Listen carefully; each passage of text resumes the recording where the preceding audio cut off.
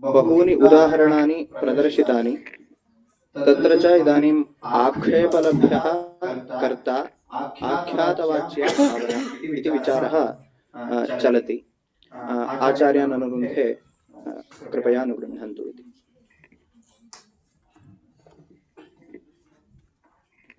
यत्कृपाले विषमात्रेण पुरुषार्थचतुष्टयं प्राप्यते तमहं वन्दे गोविन्दं भक्तवत्सलं। श्रीगुरुभ्यो नमः।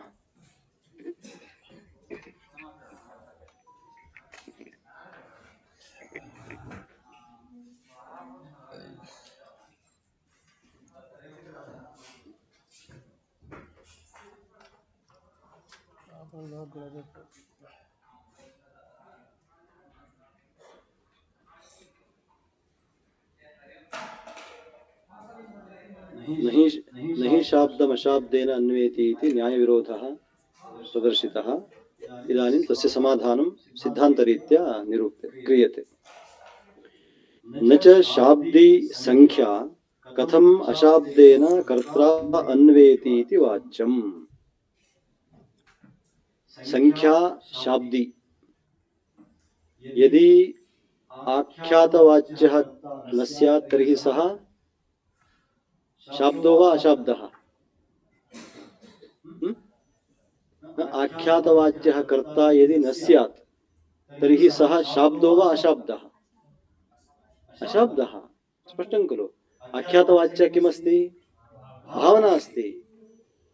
अतः सः इदानीं साक्षात् शब्देन न विधीयते। सः कथं प्राप्यते?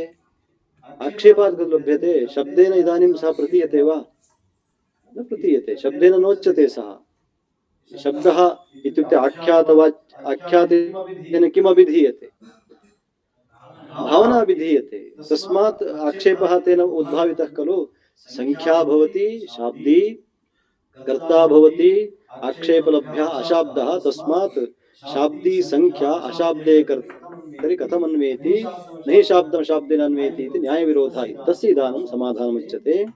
न च शाब्दी संख्या कथम अशाब्देन कर्त्रा अन्वेति इति वाच्यम्। एवं न च वाच्यम्। अहं प्रदर्शयिष्यामि। कर्तुः लक्षणाङ्गीकारात्। लक्षणया यस्य स्वीकारः भवति सः वाच्यः एव भवति। वाच्यः नाम शब्देनैव अभिहितः भवति। सः अशाब्दः न, सः शाब्दः भवति। यः लक्षणया अभिधीयते सः शाब्दः एव भवति। कथं? यथा च लक्षितं तीरं शाब्देन घोषेण अन्वेति। इदानीं गंगायां घोषः इति उच्यते। तत्र घोषः कुत्र? इदानीं कस्मिन् कुत्र घोषः अस्माभिः स्वीक्रियते? तीरे। इदानीं सः अर्थः तीरे घोषः इत्यर्थः शब्देन स्वीक्रियते वा लक्षणया स्वीक्रियते वा? तथापि शाब्दबोधे तस्य भानम् अस्ति वा न वा? तर्हि अशाब्दस्य शाब्दबोधे कथं भानम्? शाब्दस्यैव खलु शाब्दबोधे भानं वक्तव्यं। तस्मात् तत्र लक्षितस्य शाब्दबोधे भानम् अस्ति इति कारणात् सः अशाब्दः न भवति। तिस्रः वृत्तयः भवन्ति अस्माकं मते। शक्तिः, लक्षणा, गौणी इति। अस्माकं मते व्यञ्जनावृत्तिर्नास्ति। वयं किं ब्रूमः? गौणी। तिसॄणामपि वृत्तीनां शाब्दबोधे भानमस्ति। तस्मात् सः अशाब्दः इति वक्तुं न शक्यते। लक्षितस्यापि शाब्दबोधे भानमस्ति इति कारणात् सः किं भवति? शाब्दः एव भवति। तस्मात् इदानीं सः न्यायविरोधः नास्ति। यथा च लक्षितं तीरं शाब्देन घोषेण अन्वेति। इदानीं गंगायां घोषः इत्यत्र घोषः शाब्दो वा अशाब्दः? शाब्दः। तीरम् अशाब्दं। तथापि तत्र अन्वयः अस्माभिः उच्यते खलु। कथम् अन्वयः उच्यते? लक्षणया उच्यते। तद्वदत्रापि अस्माभिः लक्षणया सह स्वीक्रियते। कः स्वीक्रियते? कर्ता। तस्मात् तस्य अन्वयः उपपन्नः। कर्तुः लक्षणाङ्गीकारः। लक्षणया कर्ता स्वीक्रियते अस्माभिः। यथा च लक्षितं तीरं शाब्देन घोषेण अन्वेति एवं लक्षितः कर्ता एकत्वेन अन्वेष्यति।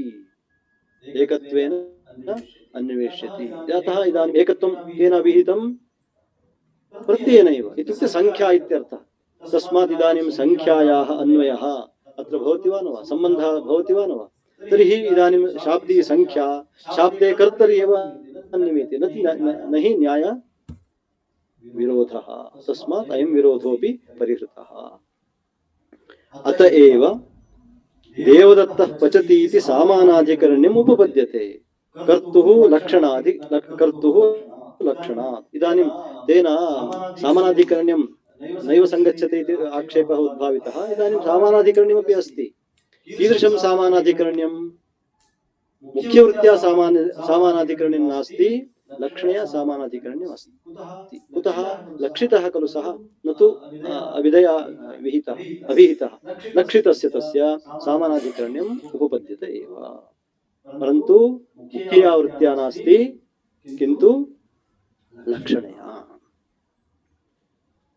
अत एव देवदत्तः पचति इति सामानाधिकरण्यम् उपपद्यते कर्तुः लक्षणात्। यथा लक्षितस्य तीरस्य शाब्दे घोषे अन्वयः, तद्वत् लक्षितः कर्ता कुत्र अन्वेति इत्युक्ते संख्या, शाब्दी संख्या लक्षिते कर्तरि अन्वयं प्राप्नोति। तस्मात् सामानाधिकरण्यं भवति। सामानाधिकरण्यं लक्षणया वा भवतु, मुख्यया वृत्त्या वा भवतु, सामानाधिकरण्यं खलु इष्टम् अस्माकं, तस्मात् तत् संगच्छते। पुनः आक्षेपः इदानीं न च मुख्ये संभवति किमिति लाक्षणिकत्वं स्वीकार्यम् इति न च वाच्यम्। मुख्ये संभवति किमिति लाक्षणिकत्वं स्वीकार्यम् इति न च वाच्यम्। यदि आख्यातवाच्यः कर्ता तदानीं सामानाधिकरण्यं मुख्यया वृत्त्या भवति वा लक्षणया भवति? मुख्यया भवति। इदानीं भवतः कथं स्वीक्रियते सामानाधिकरण्यं? लक्षणया। संभवति मुख्ये, किमर्थं? लाक्षणिकत्वम् इति आक्षेपति। एवं न च वाच्यम्। कुतः? अनन्यलभ्य शब्दार्थत्वस्य व्यवस्थापितत्वात्। पूर्वमेव उक्तं, सः अर्थः इदानीम् अस्माकं भावना आख्यातवाच्या भवति, सा एव मुख्या। कुतः? सा तं विना नोपपद्यते इति तं किं करोति? आक्षिपति। सः तामेव आक्षिपति इति वक्तुं न शक्यते।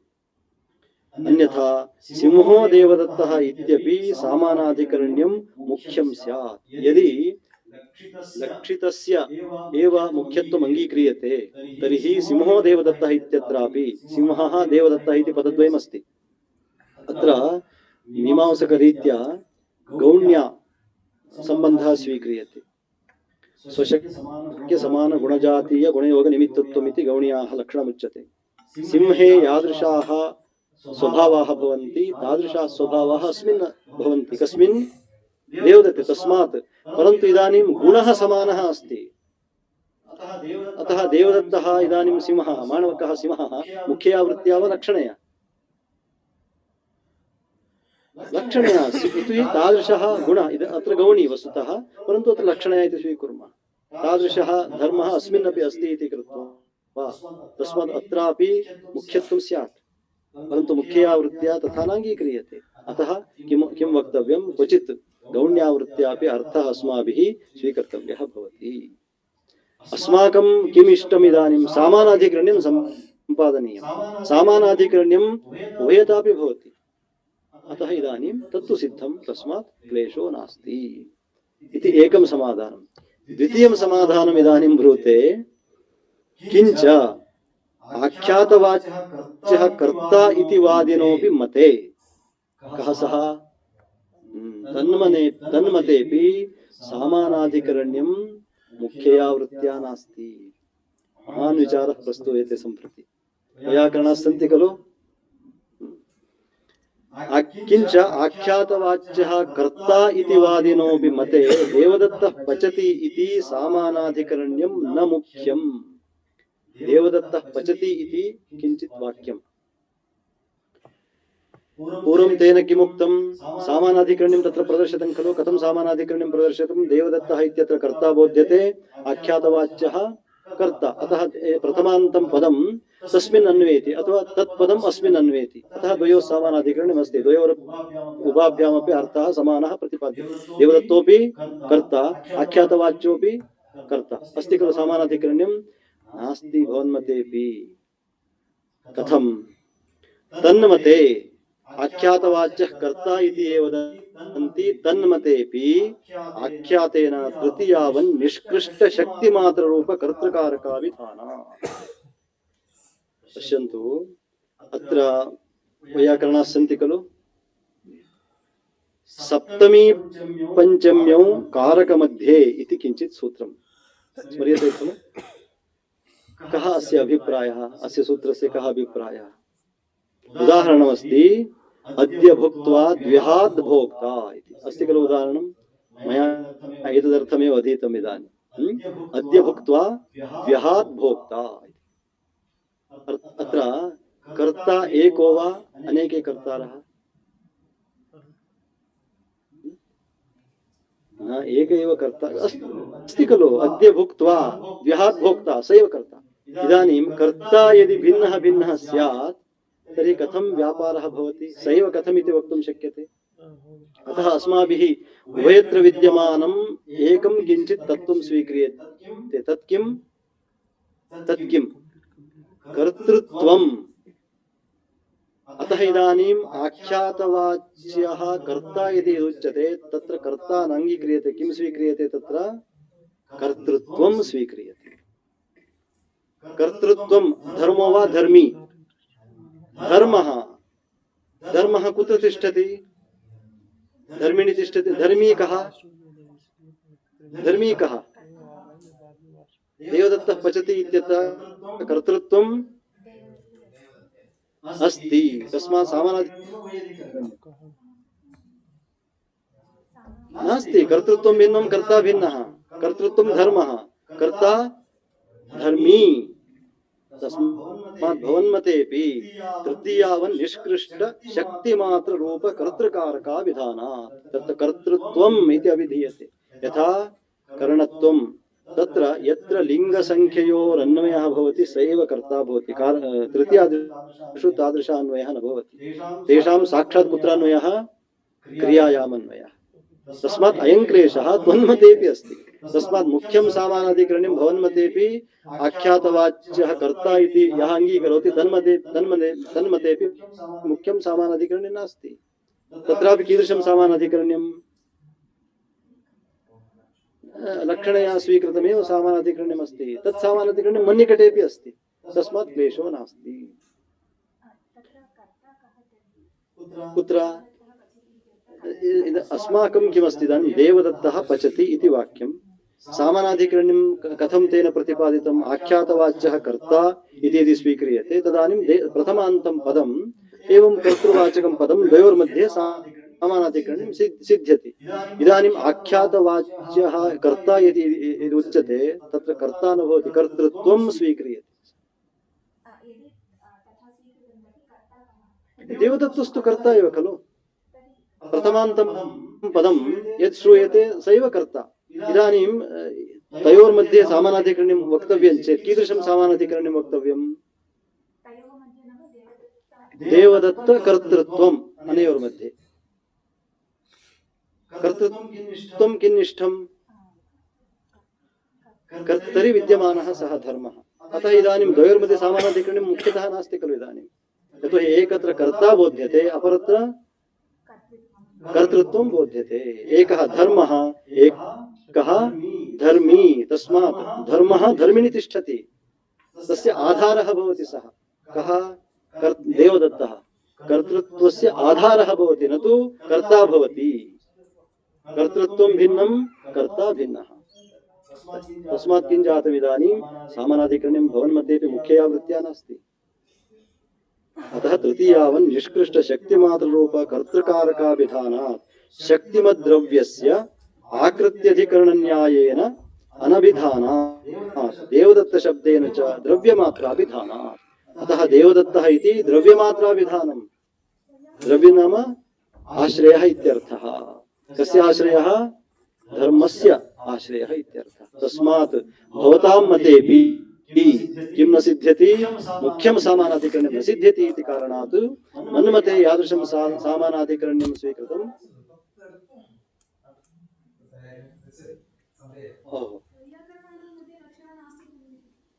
लक्षणा नास्ति वा? तर्हि अत्र कथम् अत्र सामानाधिकरण्यं सम्पाद्यते? एवं तर्हि अत्र सामानाधिकरण्यं कथं सम्पाद्यते? गंगायां घोषः इत्यत्र लक्षण अङ्गीक्रियते वा न वा? गंगायां घोषः इत्यत्र लक्षण अङ्गीक्रियते वा वैयाकरणे?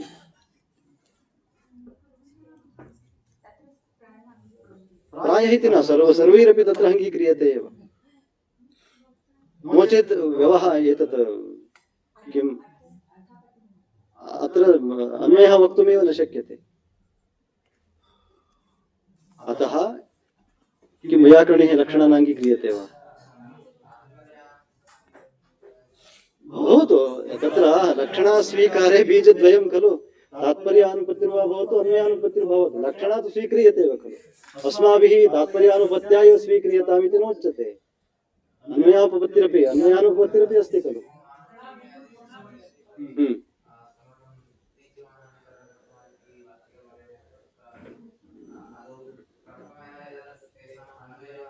इदानीं सिंहो देवदत्तः इत्यत्र किं कथं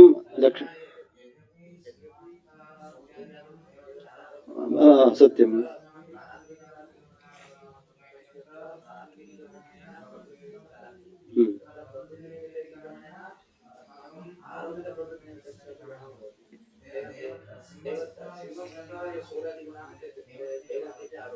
आरोप्यन्ते।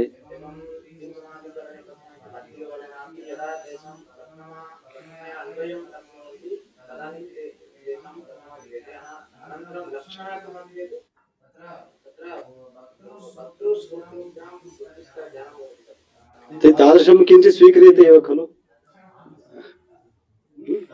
तत्र यथा श्रुतार्थं स्वीकृत्य व्यवहारस्तु कर्तुं न शक्यते, भवदीय परिभाषा भिन्ना स्यात् तावदेव। यथा व्यञ्जना इति अलङ्कारिकाः वदन्ति, गौणी इति वदामः। नो चेत् गंगायां घोष इत्यत्र निर्वाहः एव कर्तुं न शक्यते। अतः पर्यायान्तरेण तत्र अर्थः प्रतिपाद्यते, इदमेव भवेत् इति अस्माकं न पन्था, परन्तु एतादृशः व्यवहारः अस्माभिः कर्तव्यः भवति इत्यत्रैव तात्पर्यम्। अतश्च देवदत्तशब्देन च द्रव्यमात्राभिधानात्, देवदत्तः पचति इत्यनेन सः कर्ता द्रव्यमेव अभिधीयते। अतश्च भिन्नार्थनिष्ठत्वात् त्वन्मतेऽपि इदानीम् अर्थः भिन्नः भवति। देवदत्त इति पदेन अर्थः अन्यः अर्थः, कीदृशः अर्थः? कर्ता अभिधीयते। एवम् आख्यातवाच्य कर्ता तत्र कीदृशं भवति? कर्तृत्वं भवति इति कृत्वा भिन्नार्थनिरूपणमस्ति इति हेतोः सामानाधिकरण्यं कथं सम्पाद्यते? लक्षणया सम्पाद्यते। अस्माकं तथा विप्रतिपत्तिर्नास्ति। न मुख्यं सामानाधिकरण्यं, किन्तु न लाक्षणिकम् एवेति न कश्चित् विशेषः। मत्पक्षापेक्षया त्वत्पक्षे कोऽपि विशेषः नास्ति। सामानाधिकरण्यं सम्पादनीयं खलु, येन केनापि प्रकारेण तद्भवति, अतः कोऽपि विशेषः नास्ति। अन्तिमं समाधानम् इदानीं न च लः कर्तरि इति लः कर्मणि इति सूत्रं खलु, तत्र पूर्व अनुवृत्तिं कृत्वा तथा ग्रन्थकारेण भवति क्रियते। व्याकरणस्मृतिबलात् आख्यातवाच्यः कर्ता इति वाच्यम्। लः कर्मणि च भावे च आकर्मकेभ्यः इति लकाराः कर्तरि कर्मणि स्युः इति तत्र निर्णयः क्रियते खलु, तस्य कर्तृर्थे एव लकारः भवति। तस्मात् वाच्यः कः भवेत्?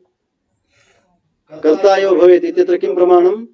कर्तरि प्रयोगे कर्ता एव आख्यातवाच्यः, कर्मणि प्रयोगे कर्म एव आख्यातवाच्यम् इत्यत्र इदम् अनुशासनं प्रमाणम् इति यदि उच्यते खलु, तत्र किञ्चित् कठोरेण वचनेन किं करोति?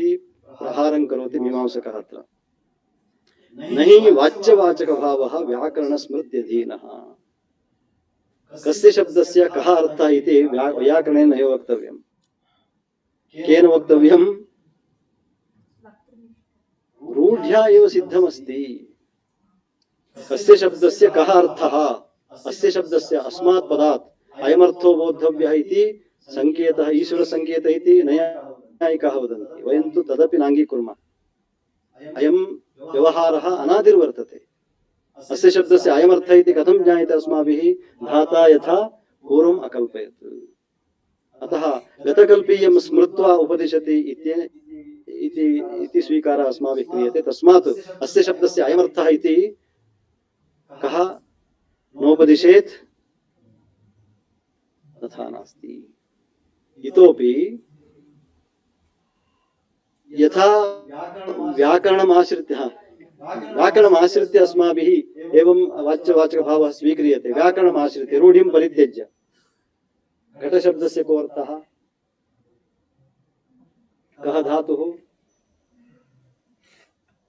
घटचेष्टायाम् इति धातुः खलु। यः चेष्टते सः घटः। भवानपि घटो भवेत् इदानीम्। अस्तु, अग्रे तदेव निरूप्यते अस्माभिः। तदेव अङ्गीकृत्य अग्रे समाधानम् उच्यते। आदौ किञ्चित् प्रहारं करोति, पश्चात् समाधानं विधत्ते पुनः। व्याकरणमपि किञ्चित् प्रमाणं, तदर्थमेव अग्रे निरूपणमस्ति। अस्य ग्रन्थकार एव किञ्चित् आदौ किञ्चित् कठोरतां प्रदर्श्य अनन्तरं तुष्यतु दुर्जनन्यायेन वा इति किञ्चित् प्रदर्शयति। तथा नास्ति। इदमेकम् अस्माभिः शास्त्राध्ययनरतैः अवश्यं मन्तव्यम्। अस्माभिः शास्त्रान्तस्य विरोधः अस्माकं किं विषयः न। अस्माकं सिद्धान्तपरिपालनम् अस्माकं लक्ष्यम्। तदानीम् अस्माभिः किं क्रियते? गत्यन्तराभावात् अन्यस्य निराकरणं क्रियते। तावता तस्य पक्षः दुष्टः इति नैव मन्तव्यम्। इदानीं वयं व्याकरणमतं खण्डयतः अस्मान् त्यजति वा? तत्पक्षे स्थित्वा इमं सिद्धान्तं सः अपि खण्डयति। अतः यस्मिन् शास्त्रे स्थित्वा अस्माभिः विचारः क्रियते, विचारः प्रस्तूयते, तदानीं तस्य शास्त्रस्य प्रमेयरक्षणम् अस्माभिः कर्तव्यम्। इयं काचन सरणि। तस्मात् एतावता तस्य पक्षः आक्षिप्तः इत्येतावता सः दुष्टः इति न मन्तव्यं, सः अस्मदनुकूलः नास्ति इत्येतावदेव मन्तव्यम्। यदि दुष्टश्चेत् तर्हि सर्वथा अमान्यः स्यात्। अतः किम् अस्माभिः चिन्तनीयं? सः पक्षः, सः सिद्धान्तः अस्माकम् अनुकूलः नास्ति। यतोहि अस्माकं लक्ष्यं भिन्नं, तस्य लक्ष्यं भिन्नं। सर्वेषां यद्यपि लक्ष्यं तदेव भवति, किं तत्प्राप्तिः आत्यन्तिकी अस्माकं किं गतिः अथवा आत्यन्तिकं लक्ष्यं तत्तु भिन्नं। परन्तु व्यवहारे यदा वयम् इदं सर्वं विचारयामः, अस्माकं शास्त्रस्य सिद्धान्तः भिन्नः भवति। तं सिद्धान्तं परिपालयितुम् अस्माभिः अस्माकं सिद्धान्तः स्थापनीयो भवति। अतः एतावता तं पक्षं वयम् आक्षिपामः इति स च पक्षः दुष्टः इति नैव मन्तव्यं। स च पक्षः अस्माकम् अनुकूलः नास्ति। क्वचित् अस्मै क्रियते खलु। इदानीम् एकवचनप्रयोगे अतः एकत्व विवक्षायाम् अस्माभिः कः प्रयोगः क्रियते? एकवचनं प्रयुज्यते। तत्र प्रमाणं किम्? तर्हि व्याकरणस्मृतिः अस्माभिः निराक्रियते इति वक्तुं शक्यते वा? अत्र अनुकूला नास्ति, तस्मात् अस्माभिः निराक्रियते। अत्र अनुकूला अस्ति, तस्मात् अस्माभिः स्वीक्रियते। इयमेव सरणिः शास्त्रस्य। तस्मात् वैयाकरणाः अन्यथा नैव चिन्तयन्ति। स्पष्टम्? तस्मात् न हि वाच्यवाचकभावः व्याकरणस्मृत्यधीनः अथवा तस्य न्यायसहितान्वय व्यतिरेकगम्यत्वात्। केवलम् इदानीं न्यायं विना किं क्रियते अस्माभिः? अन्वयव्यतिरेकगम्यत्वात्। तदस्ति अन्वयव्यतिरेक एतत् ज्ञायते खलु। परन्तु तत् कीदृशं स्यात्? न्यायसहितं स्यात्। इदानीं किमस्ति? इयं परिभाषा, अयं नियमः केवलं व्याकरणशास्त्रीयः भवति, तत्र न्यायः कोऽपि नास्ति। अतः न्यायसहिता युक्तिर्भवति चेत् सा मान्या भवति। तस्मात् इदं न्यायसम्मतं नास्ति इति कृत्वा अस्माभिः किं क्रियते? अस्य सूत्रस्य अर्थः अत्र अस्मिन् अर्थे नैव अङ्गीक्रियते। अन्येन प्रकारेण अथवा एकवाक्यता यत्र भवति अस्य सूत्रस्य, तदानीम् इदं सूत्रम् अस्माभिः आश्रियते। तस्य न्यायसहित अन्वयव्यतिरेक गम्यत्वात्। अतः न्याय विरोधः अस्ति इति कृत्वा, कस्य न्यायस्य विरोधः? अस्माकं न्यायस्य विरोधः अस्ति इति कृत्वा इयं स्मृतिः अस्माभिः अत्र नैव अङ्गीक्रियते। भवतु वा स्मृतिगम्यः। इदानीं अनेन महाभागेन उक्तं खलु व्याकरणस्मृतिरपि प्रमाणमिति। भवतु वा स्मृतिगम्यः। इदानीं सः वादः स्वीक्रियते। यदि इदं स्मृतिवाक्यं प्रमाणम् इति अभ्युपगन्तव्यं तर्हि प्रकारान्तरेण अस्माभिः तस्य सार्थक्यम् उपपाद्यते। तथापि नेयं स्मृतिः कर्तुः आख्यातवाच्यत्वे प्रमाणम्। एवं नैव भवतु वा स्मृतिगम्यः इति अभ्युपेत्य वादः यः उक्तः सः वादः कर्तुः आख्यातवाच्यत्वे नास्ति। कर्तुः आख्यातवाच्यत्वे नास्ति, परन्तु कस्मिन् अर्थे अस्ति? यदि कर्तुः आख्यातवाच्यत्वे इयं स्मृतिः प्रमाणमित्यभ्युपगम्यते, एतावान् प्रयासः यः कृतः सर्वः जले होमः इव स्यात्। अतः तस्मिन् अर्थे इयं स्मृतिः न प्रमाणम्। आख्यातवाच्यः कर्ता इति अस्माभिः न स्वीक्रियते, तर्हि कुत्र प्रमाणम्? तथापि नेयं स्मृतिः कर्तुः आख्यातवाच्यत्वे प्रमाणम्। कर्तुः एकत्वे एकवचनात्मको लकारः, द्वित्वे द्विवचनात्मकः, बहुत्वे बहुवचनात्मकः इत्यस्मिन् अर्थे प्रमाणम्। द्वेकयोर्द्विवैकवचने बहुषु वचनम् इत्यनेन अस्याः स्मृतेः एकवाक्यत्वात्। यत्र कर्तरि प्रयोगः क्रियते, लः कर्मणि च भावे इत्यस्ति खलु, तदानीं कर्तरि प्रयोगे क्रियमाणे एकः कर्ता चेत् तदानीम् एकवचनम्, द्वौ कर्तारौ चेत् बहुवचनं, बहवः कर्तारश्चेत् इत्यस्मिन् अर्थे तात्पर्यम्। तस्य सूत्रस्य एवं पश्चादुपस्थितस्य सूत्रस्य किमिति द्वेकयोर्द्विवैकवचने बहुषु बहुवचनम् इति सम्बन्धः, अनयोर्मध्ये किमिति एकवाक्यता भवति। तस्मात् एतादृशप्रयोगसाधुत्वसिद्ध्यर्थम् अस्माभिरपि सम्बन्धः स्वीक्रियते। कर्तरिप्रयोगे एकश्चेत् कर्ता एकवचनं, कर्मणि प्रयोगे कर्म एकं चेत् एकवचनम् इत्यस्मिन् अर्थे तस्मिन् तस्य सूत्रस्य सार्थक्यम् एवं सिद्धम्। नो चेत् कुत्र किं प्रयोक्तव्यम् इत्येव नैव ज्ञायेत। अतः अस्य सूत्रस्य प्रयोजनम् एवं रीत्या अस्माभिः प्रतिपाद्यते। परन्तु आख्यातवाच्यः कर्ता इत्यस्मिन् अर्थे अस्य सूत्रस्य प्रामाण्यम् अथवा अस्य सूत्रस्य अर्थः अस्माभिः नैव स्वीक्रियते। भवतम् इतोपि यत्तु उक्तम् अन्यः हेतुः, अन्या युक्तिः या प्रदर्शिता, कर्तुः अनभिधाने देवदत्तेन पचति इति तृतीया प्रसङ्गः इति। देवदत्तः पचति इत्यस्ति। पचति इत्यत्र यदि कर्ता अभिहितः तर्हि अभिहिते प्रथमा, यदि अनभिहितः, इदानीं कर्ता अभिहितो वा अनभिहितः, तर्हि तृतीया प्रयोगः देवदत्तेन पचति इति भवति इति आक्षेपः कृतः खलु। स च आक्षेपः नैव रमणीयः। कुतः? तन्न तृतीया हि कर्तुः प्रतिपत्त्यर्थं तद्गतसंख्या प्रतिपत्त्यर्थं वा। तृतीया किमर्थं प्रयुज्यते अस्माभिः? देवदत्तेन पचति इति। देवदत्तेन पचति तृतीया कदा अस्माभिः प्रयुज्यते? ते संख्यां द्योतयितुम् अथवा कर्तारं द्योतयितुं खलु। देवदत्तेन पचति कर्मणि प्रयोगे तृतीया क्रियते खलु। किमर्थं? कर्ता नाभिहितः इति। तत्र कर्म अभिहितं, कर्ता अभिहितो वा अनभिहितः? तस्मात् किमर्थं किं प्रयुज्यते अस्माभिः? तृतीया, तदर्थे खलु। अतः तृतीया हि कर्तुः प्रतिपत्त्यर्थं, प्रतिपत्तिः प्राप्तिः इत्यर्थः। कर्तुः प्रतिपत्त्यर्थम् अथवा तद्गतसंख्या प्रतिपत्त्यर्थम्। तत्र कर्ता तु भावनाक्षेपादेव लभ्यते। तर्हि आक्षेपलभ्यः यः कर्ता सः प्राप्तो वा अप्राप्तः? सः प्राप्तो वा अप्राप्तः? प्राप्तः एव। तस्मात् प्राप्तश्चेदिदानीम् अभिहितो वा अनभिहितः?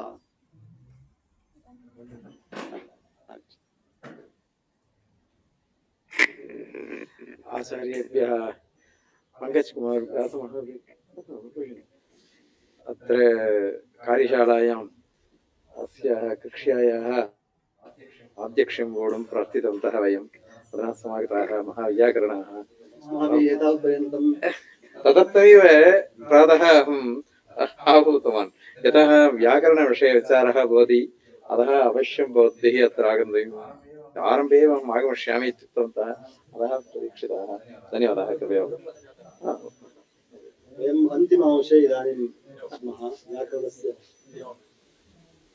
भवतां शिष्याः अपि सम्यक् पृच्छन्ति। आम्।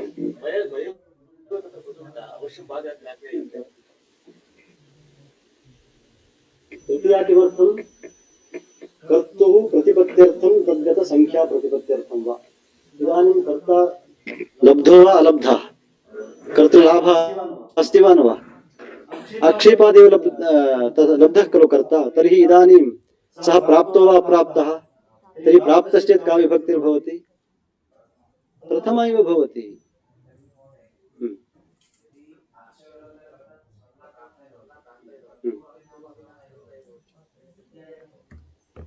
तृतीया न भवति इत्येव खलु। इदानीं कर्ता अभीतश्चेत् न भवति। इदानीम् ओदनः पच्यते, न ओदनः पच्यते इत्यादौ यद्यपि तत्रापि तत्र कर्ता अभीतो वा अनभीतः, तत्र आक्षेपात् किं लभ्यते। न न न तत्र किमस्ति, भावना उच्यते। न कर्ता एव आक्षेप लभ्यते इति नास्ति खलु। अन्यान्यपि कारकाणि आक्षिपति, कर्तारमेव कर्तारं नियमेन आक्षिपति इत्यत्रैव तात्पर्यम्। अन्यानि कार्याणि बहुधा उक्तं खलु अस्माभिः, तत्र कर्म आक्षिपति। किमिति योग्यतायां कर्तारम् आक्षिपति, सः नेष्टः खलु तत्र। यतोहि प्रत्ययः कः भवति, कर्मणि प्रत्ययः, कर्म प्रत्ययः खलु, तस्मात् अपेक्षा न भवति। तस्मात् किम् आक्षिपति तत्र, न न तत्र किम् आक्षिपति, कर्म आक्षिपति। तदानीं कर्ता तदानीं प्राप्तो अप्राप्तः, तर्हि का विभक्तिर्भवति, तृतीया एव भवति। क्लेशः नास्ति। कर्तरिप्रयोगे एतादृश नियमः, तेन कर्तरिप्रयोगेपि आपादनं कृतं खलु। कर्तरिप्रयोगे देवदत्तेन पचति इति प्रसङ्गः इति। इदानीं तत्रापि कर्ता अभीतः, कथं प्राप्तः कर्ता, आक्षेपात् प्राप्तः। प्राप्तश्चेत् इदानीम् अभीतः भवति वा अनभीतः भवति, तर्हि तृतीया भवति वा प्रथमा भवति, प्रथमा एव अस्ति। तस्मात् देवदत्तः पचति इति प्रयोगः एव, अनिष्टापत्तिर्नास्ति, अनिष्टप्रयोगः नास्ति। तत्र कर्ता तु भावनाक्षा आक्षेपादेव लभ्यते इति न तत्र तृतीयापेक्षा। देवदत्तेन पचति इति नैव वक्तव्यम्, देवदत्तः पचति इत्येव। तत्सङ्ख्यातो आख्यातेनैव प्रतीयते। इदानीम् एतद्द्वयमपि इदानीं लभ्यते, कर्ता आक्षेपेन लभ्यते, संख्या किमर्थं तत्र अपेक्षते इत्युक्तं, तृतीया हि कर्तुः प्रतिपत्त्यर्थं तद्गत संख्या प्रतिपत्त्यर्थं वा। कर्तुप्रतिपत्तिः कथं भवति, कर्तृप्रतिपत्तिः, संख्या प्रतिपत्तिः कथं भवति, प्रतिपत्तिर्नाम प्राप्तिः, संख्या प्रतिपत्तिः कथं भवति, प्रत्ययेनैव भवति खलु। तस्मात् उभयमपि सिद्धमिदानीं।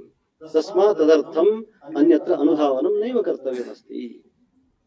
तस्मात् तत्सङ्ख्यातो आख्यातेनैव प्रतीयते इति न तत्रापि अपेक्षा। अतः इदानीम् उभयोर्लाभः अस्ति। उभयोर्लाभः यदा भवति तदानीं सः अभीतः, अभीते प्रथमा, तस्मात् देवदत्तः पचति इत्येव प्रयोगः अस्माकमपि इष्टः।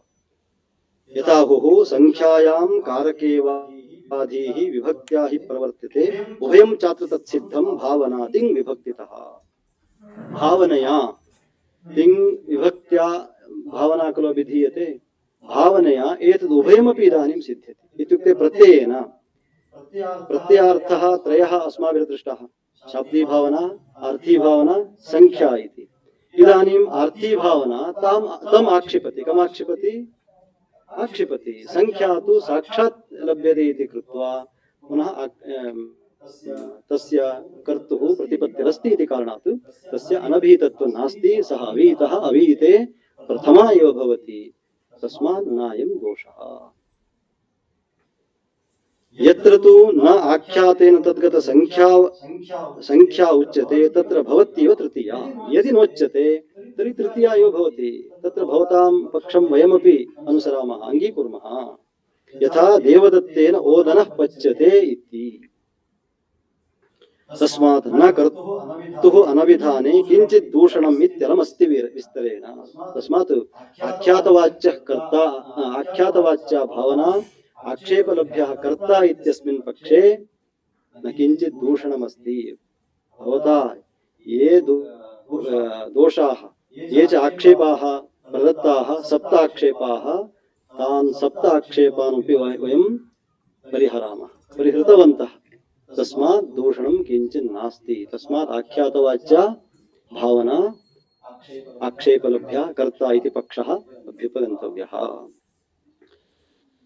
तस्मात् न कर्तुः अनविधाने किंचित् दूषणमस्ति इत्यलम् अतिविस्तरेण। बहुविस्तारं कृत्वा इदानीं किं ब्रूते? अलम् अतिविस्तरेण प्रकृतमनुसरामः। वस्तुतः किमर्थं वयं प्रवृत्ताः? विनियोगनिरूपणार्थं वयं प्रवृत्ताः।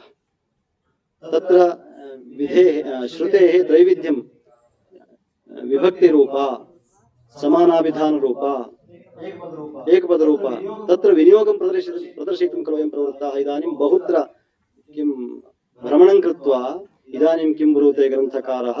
अलम् अतिविस्तरेण प्रकृतमनुसरामः। तत्सिद्धः त्रिविधः श्रुतिविनियोगः। त्रैविध्यं श्रुतेः इदानीं किं तत्? त्रयः के भेदाः? विभक्तिरूप विनियोगः त्रयो भेदाः इदानीम् अत्र अभीष्टाः।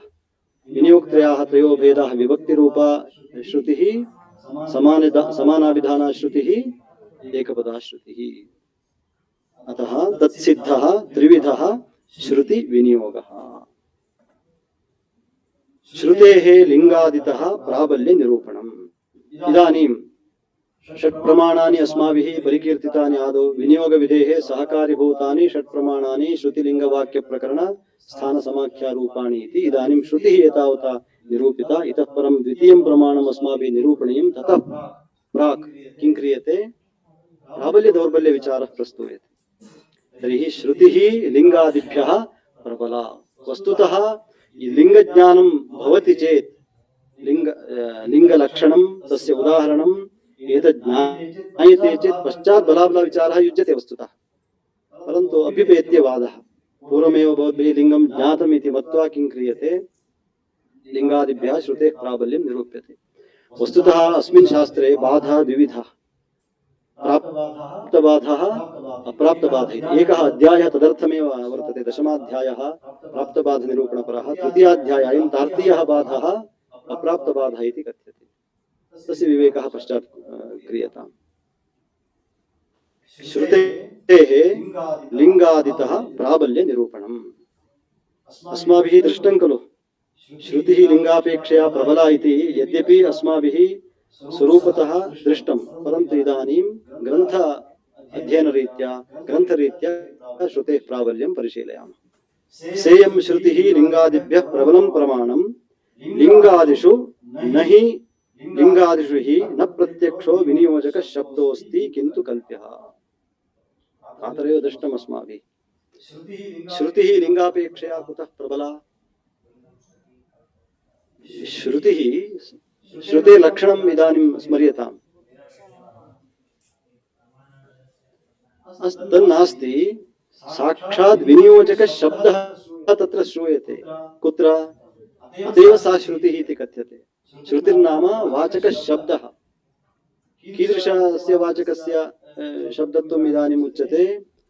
विनियोगसम्बन्धं यः ब्रूते तादृशः वाचकः शब्दः श्रुतिः इति अत्र परिकीर्त्यते। अतः यदि साक्षात् तादृशः वाचकः शब्दः अस्ति, सः झटिति प्रवर्तते।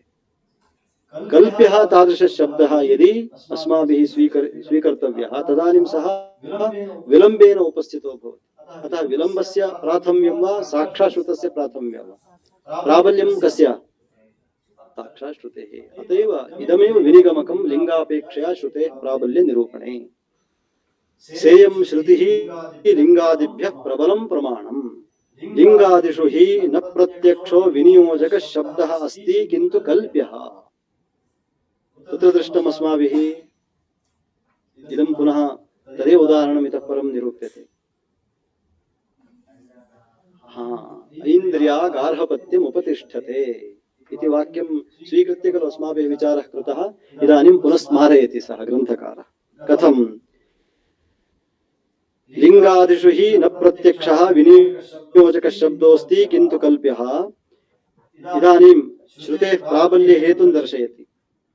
यावच्च तैर्नाम लिंगादिभिः विनियोजकः शब्दः कल्प्यते, यतोहि तादृशः शब्दः तत्र न क्लुप्तः, कल्प्यः। यावत् कल्प्यते तावता प्रत्यक्षया श्रुत्या, प्रत्यक्षा श्रुतिर्नाम क्लुप्तः वाचकः शब्दः, श्रुत्या विनियोगस्य कृतत्वात् झटिति प्रवर्तते। न्यायः अस्ति खलु। क्लुप्तकल्पयोर्मध्ये कस्य प्राबल्यं? क्लुप्तस्य प्राबल्यं। कुतः? क्लुप्तकल्पयोर्मध्ये क्लुप्तस्य प्राबल्यं कुतः? तदेव इदमेव विनिगमकं भवति। शीघ्रोपस्थितिकत्वात् क्लुप्तस्य भूतं भव्याय उपदिश्यते, सिद्धं साध्याय कल्पते, सर्वत्रापि अयमेव न्यायः। तस्य शीघ्रोपस्थितिकत्वात्।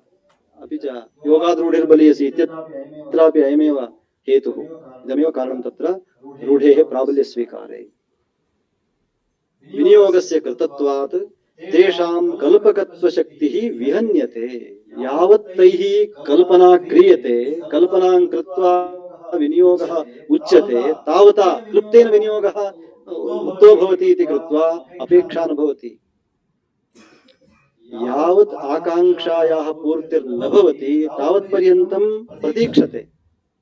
आकांक्षा पूर्तिः यदा भवति तदानीं निराकांक्षः सन्, आकांक्षा नास्ति इति कारणात् अन्यस्य अपेक्षां नैव विधत्ते, नैव करोति। अत्रापि तथैव भवति।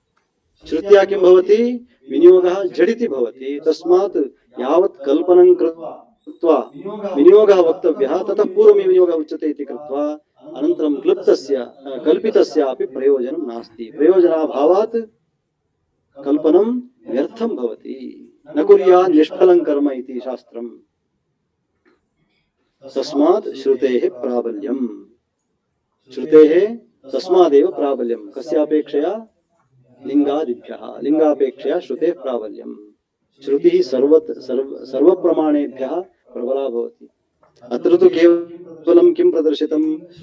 श्रुतिलिंगयोर्विरोधे श्रुतेः प्राबल्यम्। एवं लिंगवाक्ययोर्विरोधे लिंगस्य प्राबल्यम्।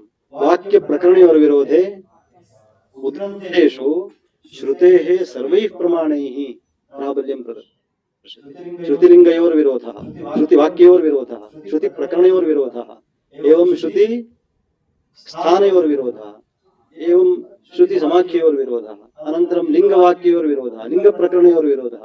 अतः तत्र तृतीयाध्याये बलाबलाधिकरणमिति किञ्चित् अधिकरणमस्ति। अस्माकं खण्डदेवाचार्यः समाप्तिं कर्तुं न शक्नोमि इति तत्रैव ग्रन्थं परिसमापितवान्। बलाबलविचारे एव। अतः महान् विचारः तत्र अप्राप्तवादस्य विषये तत्र कृतः वर्तते। अत एव ऐन्द्रियागार्हपत्यमुपतिष्ठते इत्यत्र यावत् लिंगात् ऐन्द्रिया इन्द्रोपस्थानाङ्गत्वं कल्प्यते तावत् प्रत्यक्षया श्रुत्या गार्हपत्योपस्थानाङ्गत्वं क्रियते इति ऐन्द्री गार्हपत्योपस्थानाङ्गम्। ज्ञायते एव इदम्। ऐन्द्रिया गार्हपत्यमुपतिष्ठते। ऐन्द्री नाम इति लिंगं किं करोति? इदानीं कां देवतां प्रकाशयति? इन्द्रं प्रकाशयति। परन्तु अग्रिमं वाक्यं किमस्ति? ऐन्द्रिया गार्हपत्यमुपतिष्ठते इत्यस्ति। तर्हि लिंगानुसारः कथं वर्णनीयः? कल्प्यः। इदानीं तादृशविनियोजकशब्दस्तु लिंगे नास्ति, लिंगेन श्रुतिः कल्पनीया। इदानीं तर्हि कीदृशी श्रुतिः कल्पनीया भवति इति कल्पनीयं भवति। ततः पूर्वमेव क्लुप्तमस्ति श्रुतिः, क्लुप्तावते श्रुतिः ऐन्द्रिया उपतिष्ठते। अतः शीघ्रं प्रवर्तते, शीघ्रं विनियोगं ब्रूते श्रुतिः इति कृत्वा श्रुतेः प्राबल्यं लिंगस्य दौर्बल्यम्। तस्मात् ऐन्द्री ऋक् कस्य अंगं भवति? गार्हपत्योपस्थानांगं भवति, न तु इन्द्रोपस्थानांगम्। कुतः? लिंगापेक्षया श्रुतेः प्राबल्यात्। एतावता बलाबलविचारः लिंग श्रुति लिंगयोर्मध्ये समाप्तः। इदानीं द्वितीयं प्रमाणम् आरभते। किं तद् द्वितीयं प्रमाणं? लिंगम्। सामर्थ्यं लिंगम्। किं नाम लिंगम्? सामर्थ्यं शक्तिः इत्यर्थः। रूढिः इत्यपि कथ्यते। सामर्थ्यं लिंगम्। यदाहुः सामर्थ्यं सर्वभावानां लिंगम् इत्यभिधीयते। अत्र भावशब्दस्य पदार्थ इत्यर्थः। सर्वेषां पदार्थानां यत् सामर्थ्यं, या शक्तिः, सैव किमुच्यते? लिंगम्। कीदृशी शक्तिः? रूढिः इत्यर्थः। तेन अंगत्वं यथा बर्हिर्देवसदनं दामि इत्यस्य लवनांगत्वम्। बर्हिर्देवसदनं दामि इति कश्चन मन्त्रः। तत्र विधिरस्ति बर्हिर्लुनाति इति। विधिः कः? बर्हिर्लुनाति। तेन किं सिद्ध्यति? किं जायते? कीदृशः बोधः भवति? बर्हिषः लवनं कर्तव्यम् इत्येव ज्ञायते। अन्यज्ञानं किमपि न भवति। इदम् अयं मन्त्रः तत्र श्रूयते बर्हिर्देवसदनं दामि इति। दामि इत्यस्य कः अर्थः? खण्डनं। दो अवखण्डने खलु। देवसदनार्थं बर्हिः दामि कर्तयामि इत्यर्थः। अस्य मन्त्रस्य एतादृशः अर्थः प्रतीयते। यतोहि मन्त्रः इत्यस्य कः अभिप्रायः? प्रयोगकालीन अर्थस्मारकाः मन्त्राः। अर्थप्रकाशनं किल कुर्वन्ति मन्त्राः। अतः अर्थं प्रकाशयति अयं मन्त्रः। कीदृशम् अर्थं प्रकाशयति?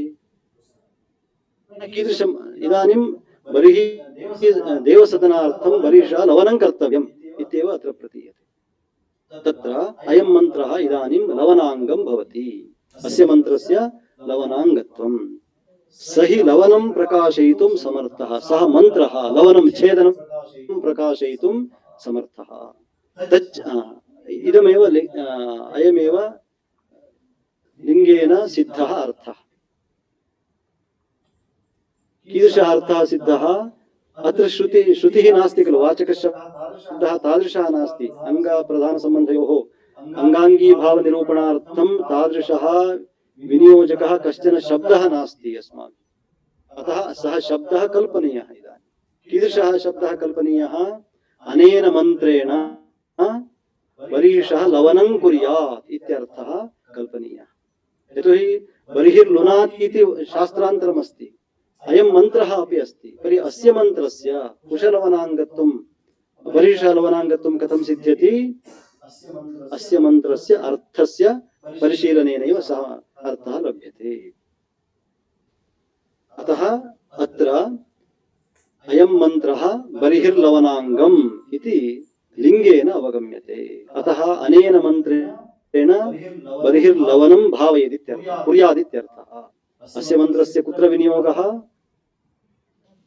इदानीम् अनेन मन्त्रेण बर्हिषः लवनं कुर्यादिति अस्माभिः किं क्रियते? एतादृशं वाक्यमस्ति वा?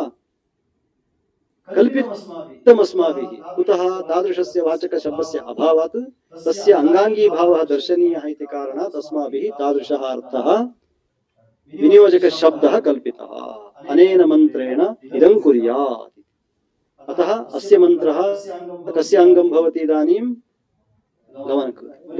बर्हिषः लवनाङ्गं भवति इति अनयोर्मध्ये अङ्गप्रधानभावसम्बन्धः लिङ्गेन अवगम्यते। साक्षात् लिङ्गेन अवगम्यते। लिङ्गेन किं कल्प्यते अस्माभिः? श्रुतिः कल्प्यते। लिङ्गं तु कञ्चन अर्थं प्रकाशयति, कञ्चन अर्थं बोधयति। अनन्तरं तयोः सम्बन्धं दृष्ट्वा अस्माभिः अङ्गाङ्गीभावः कल्पनीयः भवति। अत्र अङ्गाङ्गीभावबोधकं प्रमाणं भवति लिङ्गम्। तच्च लिंगं द्विविधम्। सामान्य संबंधबोधक प्रमाणांतर अनपेक्षं तदपेक्षञ्च इति। इदानीं लिंगं द्विविधं नाम प्रमाणान्तरेण सहकृतं सत् लिंगं कञ्चन अर्थं बोधयति, प्रमाणान्तर निरपेक्षं सत् अर्थमपि बोधयति लिंगं। तत् कथम् इति विचारः प्रस्तूयते। सामान्य संबंध बोधक प्रमाणांतर अनपेक्षम लिंगम सामान्य संबंध बोधक प्रमाणांतर अपेक्षम कथम इति इदानीम् उदाहरणं स्वीकृत्य परिशीलयामः स्पष्टं भवति। यत्र यदन्तरेण यन्न संभवत्येव तस्य तदङ्गत्वं तदनपेक्षं केवलं लिंगादेव। सूचीकटः न्यायेन आदिमं द्वितीयं पक्षम् आदौ दर्शयति। यदन्तरेण यन्न संभवति यद्विना यन्न संभवति तस्य तदङ्गत्वं तदनपेक्षं यद्विदा यन्न संभवति तत् तद् अपेक्षां विनैव तत्र सिद्ध्यति। तत् कथम्? अर्थज्ञानस्य कर्मानुष्ठानाङ्गत्वम्। इदानीम् अर्थज्ञानं विना कर्मानुष्ठानं संभवति वा न संभवति?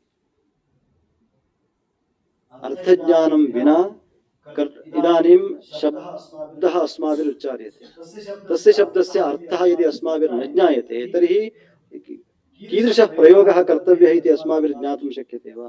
न ज्ञातुं शक्यते। तस्मात् इदानीं यद्विना यन्न सिद्ध्यति, अर्थज्ञानं विना कर्मानुष्ठानं नैव सिद्ध्यति। तस्मात् इदानीं तादृश अर्थज्ञानं कः करोति?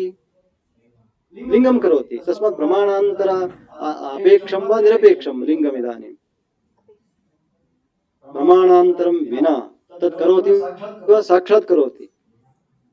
विना करो लिंगमेव तादृशम् अर्थं करोति। तस्मात् यद्विना यदन्तरेण यन्न संभवति इत्युक्ते अर्थज्ञानं विना प्रयोगानुष्ठानं न संभवति इति कारणात् तदङ्गत्वं तदनपेक्षम्। इदानीं प्रमाणान्तरं विनैव लिंगं तत्र प्रवर्तते। केवलम् अर्थज्ञानस्य कर्मानुष्ठानाङ्गत्वं, न हि अर्थज्ञानमन्तरेण अनुष्ठानं संभवति।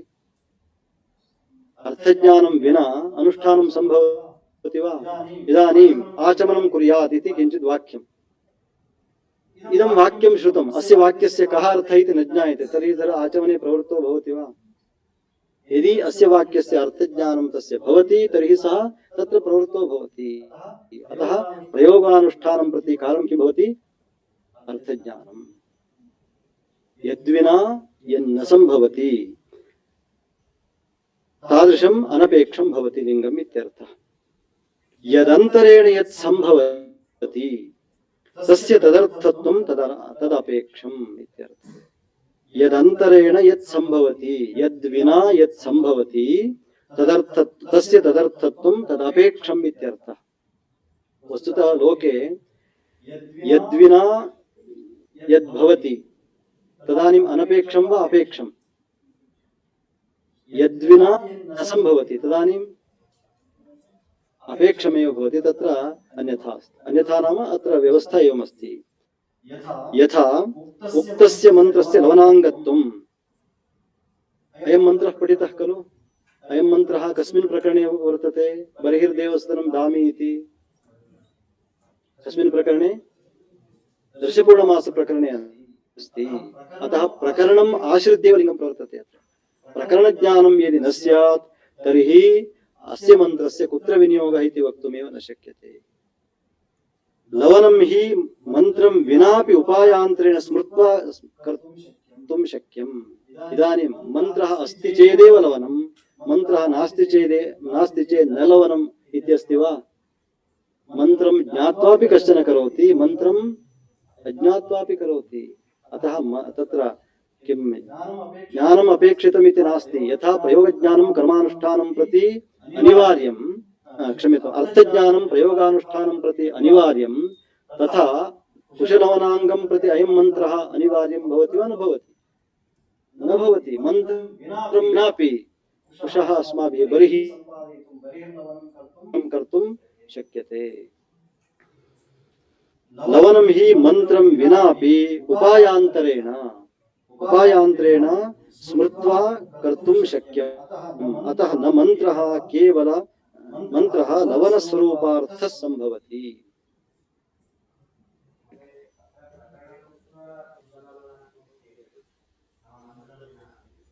मन्त्रं विना न क्रियते।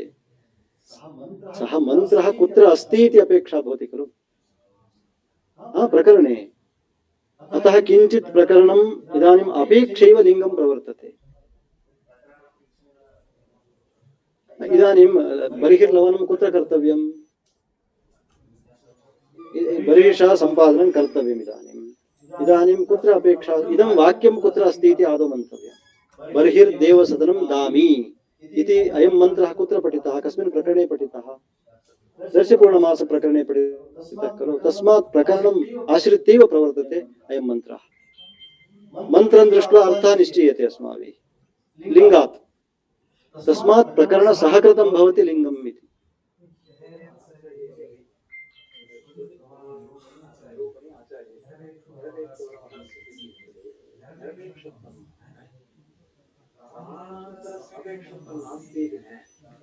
प्रमाणान्तर अकल्पकत्वम् इति।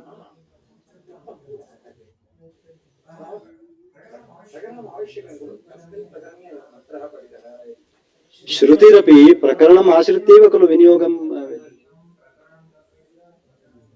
कल्पन लिंग सहकृतं प्रकरण सहकृतं लिंगम् अर्थं प्रकाशयति।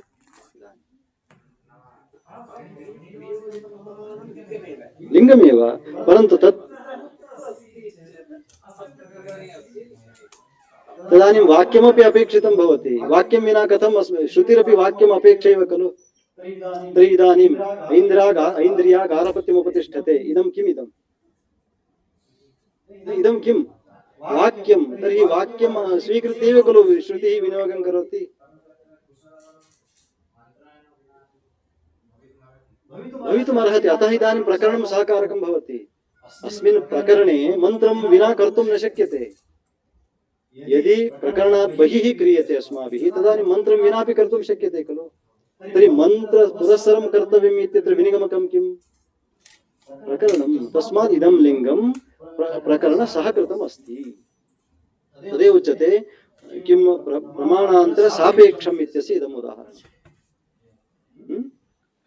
अपि च किम् एतत् एकं प्रबलं प्रमाणं प्रमाणान्तरं नाकाङ्क्षति इति वक्तुं न शक्यते। प्रमाणान्तरं स्वीकृत्य एव प्रवर्तते। अतः श्रुतिरपि इदानीम् ऐन्द्रिया इत्युच्यते। ऐन्द्रिया गारपत्यमुपतिष्ठते इत्यस्ति खलु। तर्हि अस्याः ऋचः गारपत्योपस्थानाङ्गत्वं कथम् अवगम्यते? कथं द्वितीया श्रुतिः इति व्यवहारः कथं भवति? अर्थं ज्ञात्वैव खलु। अर्थः कथम् अवलभ्यते? अस्य शब्दस्य अयम् अर्थः इति कथम् अवगम्यते? तर्हि श्रुतिः लिङ्गम् अपेक्षते एव खलु इदानीं। तस्मात् प्रमाणस्य प्रमाणान्तर अपेक्षा भवत्येव। परन्तु यदा विनियोगः क्रियते तदानीं श्रुतिः स्वतन्त्रं प्रमाणं प्रमाणान्तर निरपेक्षं प्रमाणं भवति इत्यत्रैव तात्पर्यम्। अत्रापि अत एव मन्त्रपुरस्सरं लवनं कर्तव्यं खलु अस्माभिः। मन्त्रं विनापि कर्तुं शक्यते। प्रकरणात् बहिः कर्तुं शक्यते। प्रकरणे यदि क्रियते अस्माभिः तदानीं लवनं कीदृशं भवेत्? मन्त्रपुरस्सरमेव भवेत्। मन्त्रपुरस्सरं कर्तव्यम् इत्यत्र विनिगमकं किम्? प्रकरणं। तस्मात् तथा उच्यते।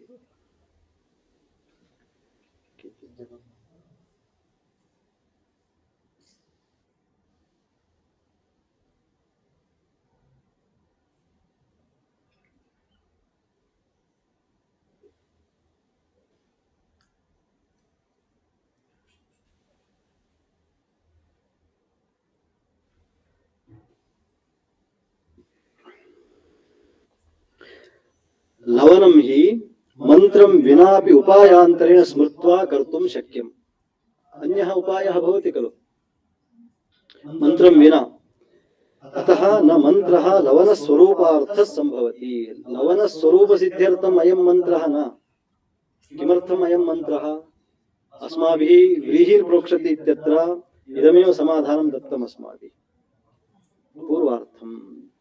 अत एव न मन्त्रः लवनस्वरूपार्थः सम्भवति। इदानीं मन्त्रोच्चारण पुरस्सरम् अस्माभिः लवनं क्रियते चेत् किं स्वरूपे किमपि वैलक्षण्यं वैशिष्ट्यं नैव द्रष्टुं शक्यते। किन्तु अपूर्वसाधनीभूत लवनप्रकाशनार्थः एवं मन्त्रमुच्चारयन् लवनं क्रियते तदानीमेव कश्चन अतिशयः जायते।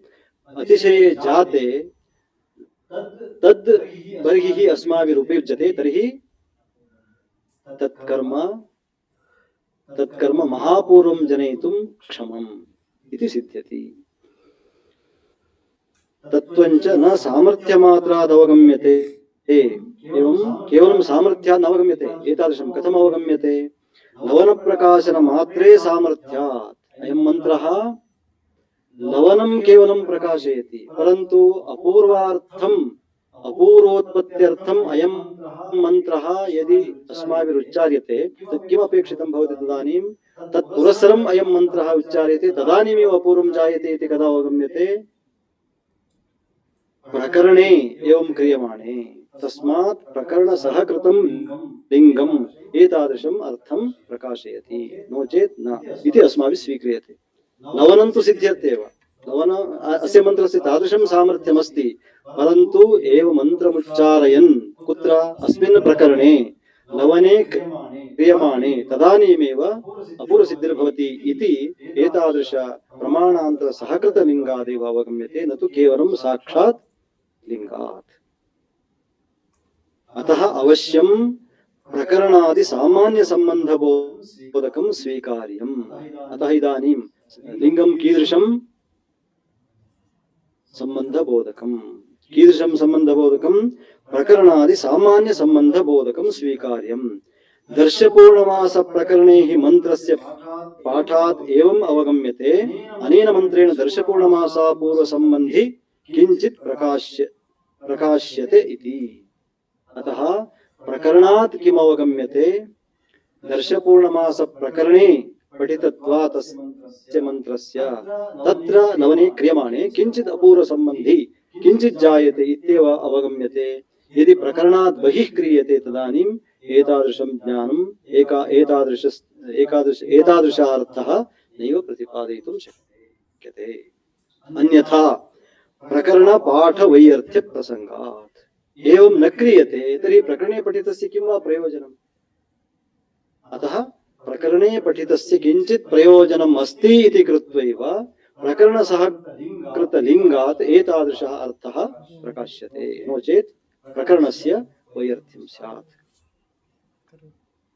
अतः किञ्चित् अपूर्वसम्बन्धी इत्युक्तं। किं तदपूर्वसम्बन्धी प्रकाश्यमित्यपेक्षायाम्? तर्हि कीदृशम् अपूर्वं तत्र जायते, कीदृशः अपूर्वसम्बन्धः तत्र जायते इति विशिष्य विचार्यमाणे सामर्थ्यात् बर्हिर्लवनम् इत्यवगम्यते। तर्हि तादृश मन्त्रपुरस्सरं प्रकरणसहकृत लिङ्गात् बर्हिषा लवनं क्रियते, तदानीमेव किं जायते? अपूर्वं जायते इति प्रकरणसहकृत लिङ्गेन अवगन्तुं शक्यते, नो चेत् न शक्यते। तद्धि बर्हि संस्कारद्वारा तर्हि किं प्रयोजनम्? एवं प्रकरणसहकृत लिङ्गेन बर्हिषः लवने क्रियमाणे अग्रे किं प्रयोजनं? किमपि प्रयोजनं वक्तव्यं खलु।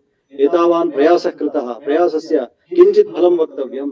तद्धि एवं क्रियमाणे बर्हि संस्कारद्वारा अपूर्वसम्बन्धी इति मन्त्रस्य सामर्थ्यात् तदर्थत्वे सति न अनर्थक्यं प्रसज्यते। एवं यदि क्रियमाणे या अनर्थक्य शङ्का उद्भाविता सा शङ्का इदानीं निराकृता भवति। तस्मात् बर्हिर्देवसदनं दामि इत्यस्य प्रकरणात् दर्शपूर्णमास सम्बन्धितया अवगतस्य सामर्थ्यात् लवनाङ्गत्वम् इति सिद्धम्। तस्मात् प्रकरण सहकृत लिङ्गेन एतादृशः अर्थः भवति। तस्मात् अयं मन्त्रः कुत्र? दर्शपूर्णमास प्रकरणे विद्यमानस्य बर्हिषः लवनाङ्गम् अयं मन्त्रः इति अस्य मन्त्रस्य लवनाङ्गत्वम् अनया रीत्या सिद्ध्यति। तदानीं प्रकरणस्य वैयर्थ्यं नास्ति, नो चेत् प्रकरणपाठस्य वैयर्थ्यप्रसङ्गः। इदानीम् एतावता इदं समाप्तं। नूतनं विषयं पुनः आविष्करोति।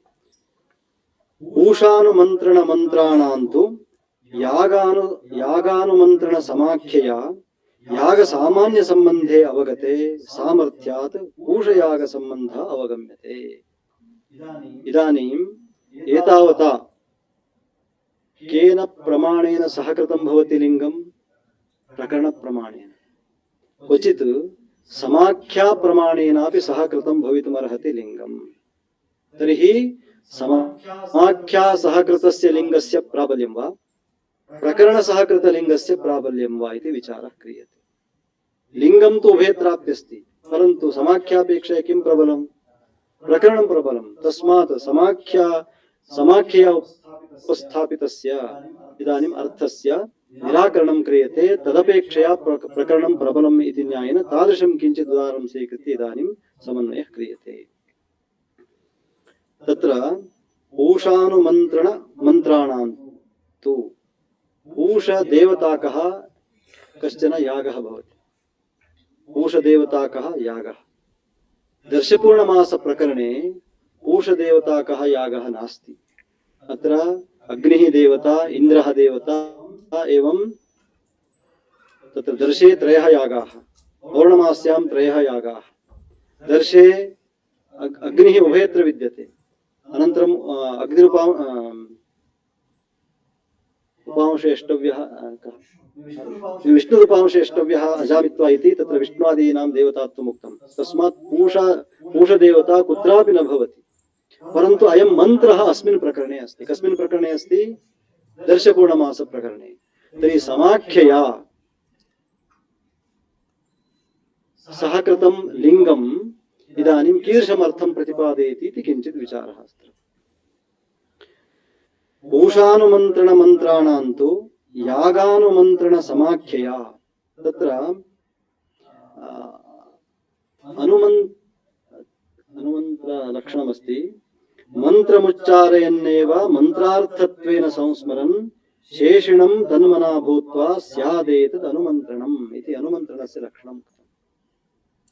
यस्यै देवतायै हविः निक्षिप्तं ततः परं तत्र काश्चन आहुतयः भवन्ति मन्त्रमुच्चारयन् ताः आहुतयः देयाः भवन्ति तदानीं ये मन्त्राः उच्चार्यन्ते ते मन्त्राः किमुच्यन्ते अनुमन्त्रणाः इति कथ्यन्ते। मन्त्रमुच्चारयन्नेव मन्त्रार्थत्वेन संस्मरन् तां देवतां संस्मरन् पुनः तत्र आहुतिं दद्यात्। केन आहुतिः दीयते मन्त्रेण मन्त्र उच्चारण पुरस्सरम् अतः ते मन्त्राः अनुमन्त्रणमन्त्राः इति कथ्यन्ते। तादृशाः केचन मन्त्राः सन्ति यागसामान्यसम्बन्धे अवगते अतः तेषाम् इदानीं मन्त्राणां कश्चित् विनियोगः अस्ति इति अवगम्यते। केषां मन्त्राणां पूषानुमन्त्रणमन्त्राणाम् अतः यागसामान्यसम्बन्धः अवगतः। तस्मिन् प्रकरणे अस्ति इदं दर्शपूर्णमासप्रकरणे परन्तु दर्शपूर्णमासप्रकरणे इयं देवता नास्ति अत्र विद्यमानाः देवताः अन्याः देवताः तस्मात् इदानीं सम्बन्धः नास्ति। तस्मात् इदानीं समाख्या तु अस्ति। का समाख्या भवति पूषानुमन्त्रणसमाख्या अस्ति। तस्मात् इदानीं कुत्र विनियोगः कर्तव्यः समाख्यानुरोधेन अत्र प्रकरणे अनुष्ठानं कर्तव्यं वा अथवा यत्र पूषदेवताकः यागः तत्र अयं मन्त्रः नेतव्यो उत्कृष्टव्यो वा इति विचारः प्रवर्तते। समाख्यामाश्रित्य यत्र पूषदेवताकः मन्त्रः अस्ति तत्र अयं मन्त्रः नेतव्यः। यत्र पूषदेवताकः मन्त्रः अस्ति तत्र अयं मन्त्रः नेतव्यः। इदानीं प्रकरणे अनुष्ठानं वा प्रकरणात् बहिः अनुष्ठानं वा प्रकरणात् बहिः। कुतः अत्र प्रकरणे किं नास्ति सा देवता नास्ति। तस्मात् इदानीम् अस्माभिः किं क्रियते प्रकरणात् बहिः नीयते तर्हि इदानीं प्रकरणं बाधितं भवति। तर्हि समाख्या प्रबलं वा प्रकरणं प्रबलं तर्हि प्रकरणानुरोधेन अस्माभिः अस्य मन्त्रस्य विनियोगः अत्रैव कर्तव्यः। तर्हि देवता नास्ति तर्हि देवता कथं सम्पादनीया। तस्मात् इदानीं पूषशब्दस्य अत्र यथा अर्थः प्रतिपादयितुं शक्यते तादृशः अर्थः अस्माभिः प्रतिपाद्यते सामर्थ्यात्। तर्हि पुष्णाति कः सः पुष्णाति अग्निरपि भवितुमर्हति तस्मात् अग्निः अत्र अस्ति। तस्मात् प्रकरणसामर्थ्यात् अस्माभिः किं क्रियते अत्रैव एतेषां मन्त्राणां विनियोगः कर्तुं शक्यते। कथम इदानीं समाख्या समकृत सहकृत लिंगापेक्षया प्रकरण सहकृत लिंगम प्रबलम इत्युक्ते समाख्यापेक्षया प्रबलम प्रकरणम इति कारणात् अस्य मंत्रस्य विनियोगः अत्रैव क्रियते इति विचारः तस्य इदानीं यद्यपि तस्य दौर्बल्यं प्रतिपाद्यते पूषानुमन्त्रण मंत्राणान्तो यागानुमन्त्रण समाख्यया याग सामान्य संबंधे अवगते सामर्थ्यात् पूषयाग संबंधः अवगम्यते तेषां मंत्राणां क्वचित् यागे विनियोगः अस्ति इति तु ज्ञायते सामान्य ज्ञानं भवति परन्तु कुत्र इति विचार्यमाणे समाख्यया याग सामान्य संबंधः ज्ञायते याग विशेष संबंधस्तु न भवति याग विशेष संबंधः कथम् अवगम्यते लिंगात् अवगम्यते तस्मात् इदानीं लिंगं केन प्रमाणेन सहकृतं भवति समाख्या प्रमाणेन सहकृतं भवति अतः इदानीं प्रमाणान्तर सहकृतं लिंगम् इत्येति उच्यते तत् प्रकरण सहकृतमेव भवेत् इति नास्ति प्रमाणान्तर नाम समाख्यापि भवितुमर्हति अतः याग सामान्य संबंधे अवगते सामर्थ्यात् पूषयाग संबंधः अवगम्यते अस्य मंत्रस्य इदानीं कुत्र विनियोगः यस्मिन् यागे इयं देवता तस्मिन् यागे अत्र अस्य मंत्रस्य विनियोगः इति सामर्थ्यात् अवगम्यते इति स्थितिः इदानीम् आक्षेपः ननु तेषां यावत् समाख्यया पूषयागेन सामान्य संबंधः अवगम्यते तावत् प्रकरणात् दर्शपूर्णमासाभ्यामेव सामान्य संबंधः अवगतः सामान्य संबंधः एव समाख्यया मास्तु इति ग्रन्थकारः आक्षेपति आक्षेप पुरस्सरं तमंशम् उत्थापयति सामान्य संबंध बोधकं प्रमाणं किं भवति इदानीं प्रकरणं भवति न तु समाख्या कुतः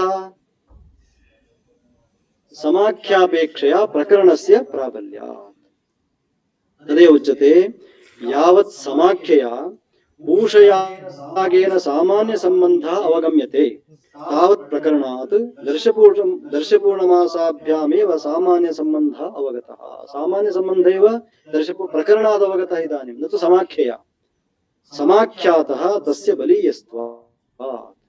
बलीयस्त्वं समाख्यापेक्षया तस्मात् इदानीं सामान्य संबंधः कुत्र स्वीकर्तव्यः यत्र पूषदेवताको यागः तत्र वा अथवा दर्शपूर्णमास प्रकरणे वा समाख्यातः तस्य प्राबल्यात् तत्र इदानीं दृष्टान्तं दर्शयति अत एव पौरोडाशिकम् इति समाख्याते ब्राह्मणे इदानीं किं प्रतिपादयति समाख्यापेक्षया प्रकरणस्य प्राबल्यं दर्शयति एतावता कण्ठतः उक्तं परन्तु प्रमाणं न प्रदर्शितं खलु समाख्यापेक्षया प्रकरणं प्रबलम् इति केवलम् उक्तं तस्य इदानीम् उदाहरणपुरस्सरं समर्थनं क्रियते समाख्यापेक्षया कथं प्रबलं भवति प्रकरणं तदानीम् उक्तः अंशः उक्तः पक्षः समाश्रयितुं शक्यः अत एव इदानीम् उच्यते अत एव पौरोडाशकमिति समाख्याते ब्राह्मणे तत्र काण्डानि भवन्ति खलु याज्ञिकी काचन समाख्या भवति पौरोडाशिकम् एवं अध्वर्युकाण्डम् आध्वर्यवम् इति काचन समाख्या भवति समाख्या यौगिकशब्दः एवं याज्ञिकी समाख्या भवति इतोपि एकमस्ति पौरोडाशम् इत्यस्ति काम्येष्टिकाण्डम् इति काम्येष्टिकाण्डम् अयं व्यवहारः कथम् आरब्धः वेदे तु एतादृशः व्यवहारः नास्ति समाख्या अस्ति यथा काटकं कौतुमम् इत्यादिषु समाख्या अस्माभिरवलोक्यते तद्वदेव अयं व्यवहारस्तु न अनादिः क्वचित्तु अयं व्यवहारः आरब्धः अतः कथम् अयम् आरब्धः व्यवहारः इति चेत् समाख्या आरब्धः एवमेव पौरोडाशिकम् इति काचन समाख्या ब्राह्मणे आम्नातानामपि प्रयाजानां प्रकरणात् सान्नाय उपांशुयाजाङ्गत्वम् अपि इत्युक्तम् वस्तुतः इदानीं किमस्ति प्रयाजाः कुत्र आम्नाताः प्रयाजाः ज्ञायन्ते खलु पञ्चप्रयाजाः सन्ति समिधो यजति तनूनपातं यजति इडो यजति बर्हिर्यजति स्वाहाकारं यजति कस्मिन् प्रकरणे इमे आम्नाताः कथं दर्शपूर्णमास प्रकरणे इति दर्शपूर्णमासयोः इति कथम् उच्यते ते कुत्र आम्नाताः अस्मिन् ब्राह्मणे आम्नाताः ते कुत्र पौरोडाशिकम् इति समाख्याते ब्राह्मणे तस्मिन् प्रकरणे आम्नाताः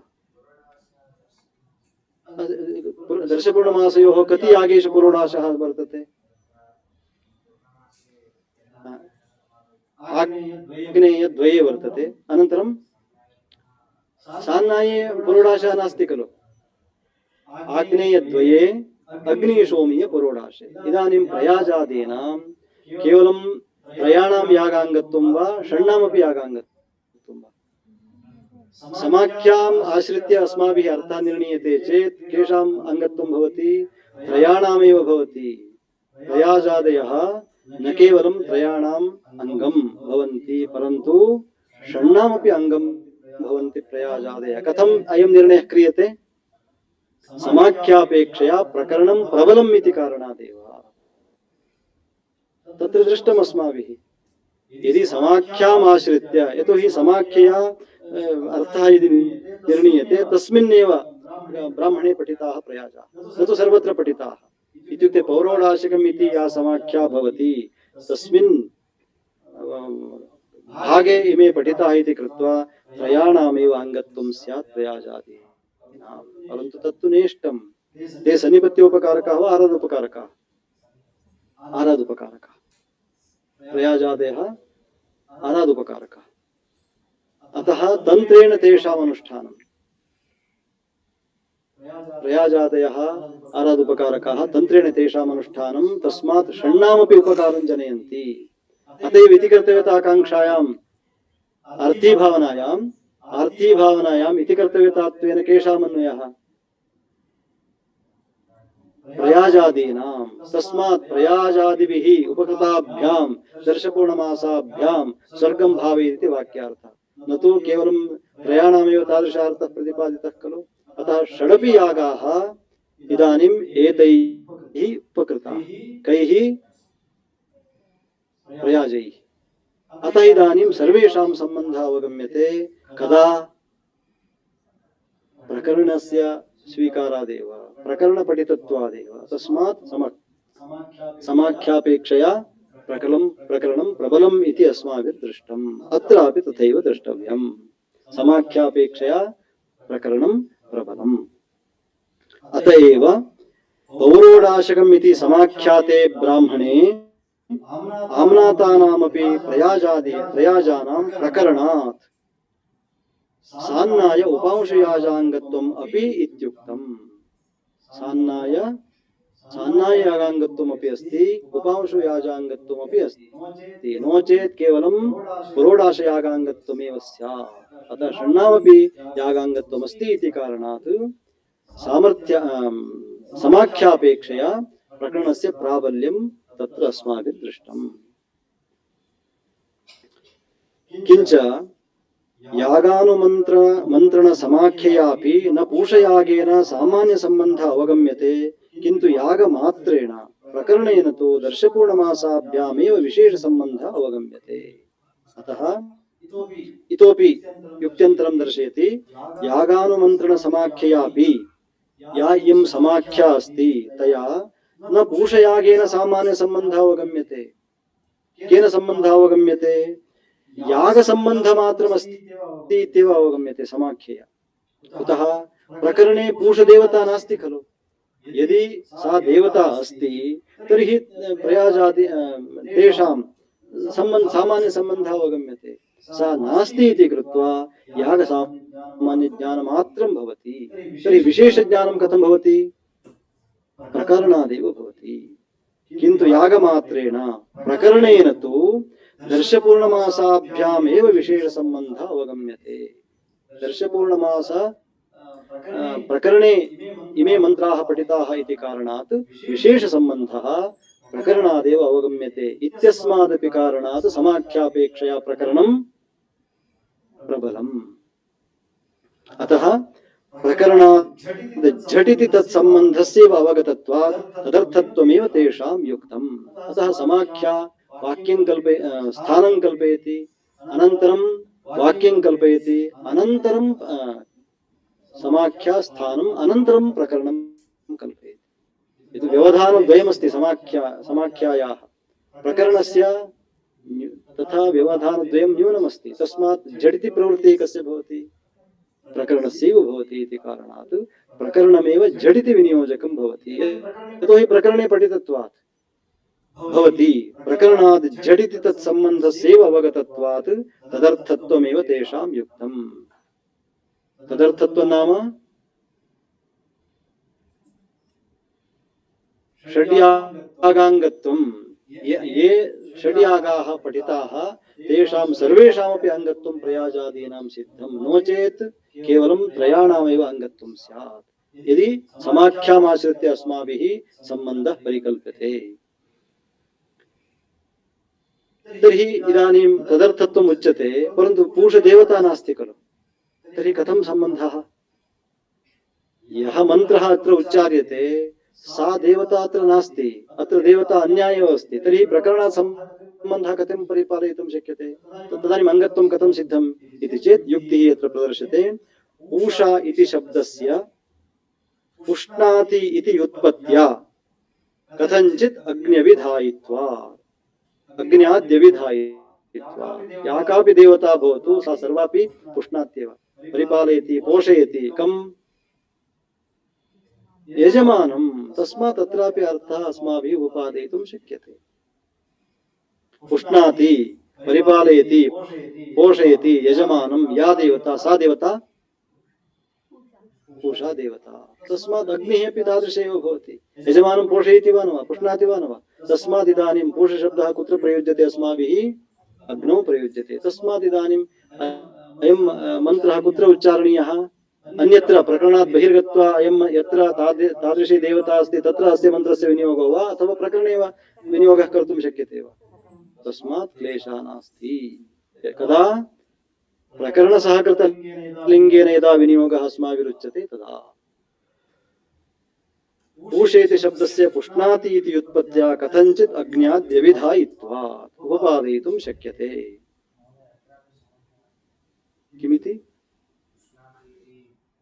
लिंगम खलु, लिंगमिदं सामर्थ्यं, तादृशं सामर्थ्यम् अस्माभिः परिपाल्यते।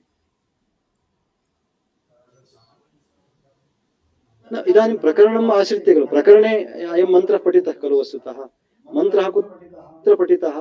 प्रकरणं प्रमाणं भवति।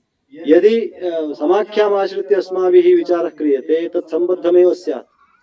तस्मात् प्रकरणम् आश्रित्य इदानीम् अर्थः यदि अस्माभिः स्वीक्रियते तर्हि पुष्णाति इति उत्पत्त्या अयम् अर्थः प्रकृते अपि प्रकरणे उपादयितुं शक्यते इति कृत्वा एते मन्त्राः अत्रैव उच्चारणीयाः इति पूर्वपक्षे प्राप्ते मैवम् प्रस्थापय आचार्याः अत्र स्थापयन्ति। यत्कृपालेशमात्रेण पुरुषार्थचतुष्टयं प्राप्यते तमहं वन्दे गोविन्दं भक्तवत्सलम्।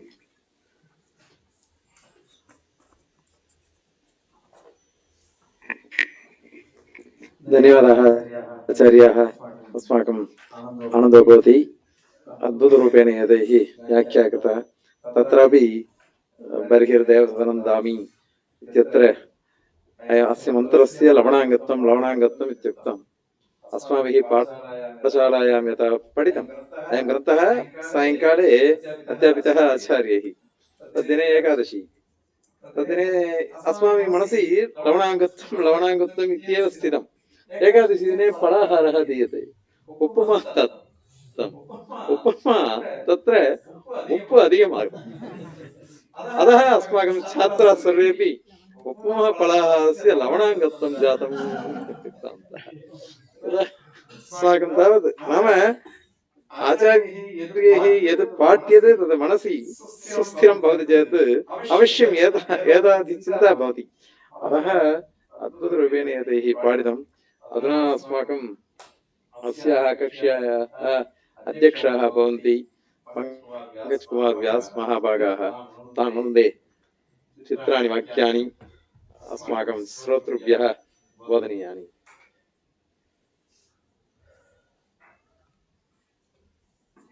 श्री गुरुभ्यो नमः। शेष विभूषण मीडे शेषाशेषार्थलाभाय दातुं सकलमुत्कृष्टं फलमीष्टेत् कृपादृष्टिः। तत्र वस्तुतः आचार्यैः प्रातः अहं सूचितः, परन्तु कार्यान्तरवशात् अहं प्रातः उपस्थातुं न शक्नोमि इति सम्प्रार्थ्य सायम् अवश्यम् उपतिष्ठे इति न्यवेदयम्। इदानीम् अत्र मीमांसान्यायप्रकाशः इति ग्रन्थम् आश्रित्य या कार्यशाला प्रचाल्यते तद्विषये किञ्चित् वक्ष्यामि। यतोहि ग्रन्थस्य पङ्क्त्यध्ययनं यद् वर्तते तत्तु आचार्यैः सुष्ठु प्रतिपाद्यमानमस्ति, तत्र न किञ्चित् पुनः विवक्ष्यते, अपेक्षा अपि नास्ति इति। विशिष्य अद्य यः प्रश्नः यत् प्रकरणम् आसीत् कर्ता आक्षेपलभ्यः इत्यादि प्रसङ्गः, तत्तु कथम् इत्युक्ते अस्माकं भूषणसारे यथा वयं पठामः परमलघुमञ्जुषायां वा, तत्र फलाश्रय व्यापाराश्रय यदा धातुः शक्तिः तत्र अस्माभिः फले व्यापारे च कल्प्यते, तदानीं फलाश्रयः कर्ता फलाश्रय कर्म व्यापाराश्रय कर्ता इत्युक्त्वा अन्वनयोः आख्यातार्थत्वे किं मानम् इत्याक्षिप्य प्रतीतेः लक्षणया आक्षेपाद्वा प्रथमान्तपदाद्वा इत्यादिकं तत्र प्रवर्तते। तर्हि तादृश प्रकरणं यदा आयाति, सः प्रसङ्गः यदा उपतिष्ठते, तदानीम् अस्माकं यदि एतादृशग्रन्थस्य ज्ञानं नास्ति तर्हि अवगन्तुं न शक्यते। एतदाश्रित्यैव मनसि निधाय एव तत्र प्राचीनपरम्परा आसीत्। तर्कसङ्ग्रहदीपिका मुक्तावळि मीमांसान्यायप्रकाशमधीत्यैव उद्ग्रन्थान् सर्वेपि तत्र अधीयेरन् इति, अन्यथा तत्र गतिर्न भवति इति। एवञ्च अत्र मीमांसान्यायप्रकाशे तत्र किमर्थं नामकरणं तथा कृतम् इत्युक्ते पूर्वमीमांसा इति यत्र प्रकृते अभीप्सितमस्ति, तद्रीत्या पूर्वमीमांसायां जैमिनीन्यायानां तत्र नाम यानि अधिकरणानि सन्ति तेषां प्रकाशः क्रियते इत्यादिकं। परन्तु अत्र ये विषयाः सन्ति व्याकरणशास्त्रे अस्मान् बहुत्र उपकुर्वन्ति। अतः कालिपुलाकन्यायेन किञ्चित् कथयामि। यतोहि प्रकरणं यद्वर्तते प्रकृते यद्वर्तते प्रस्तूयमानं तत्तु सर्वम् आचार्यैः प्रस्तुतं, तत्र संशये लेशोऽपि नास्ति, सम्यक्तया प्रतिपादितम्। अतः धात्वर्थविषये यद्यपि अस्माकं तु लक्कर्मणि च भागजाकर्मकेभ्यः इति अनुशासनं भवति, तेनैव तत्र आख्यातार्थत्वे अनुयोः किं मानम् इत्युक्ते तदेव प्रमाणतया प्रस्तूयते, एतैः आक्षेपात् इति उच्यते। तर्हि तत्सत्यमेव। यद्यपि एकया रीत्या पश्यामश्चेत् भावना इत्युक्ते व्यापारः, अस्माभिरपि तद् अङ्गीक्रियते।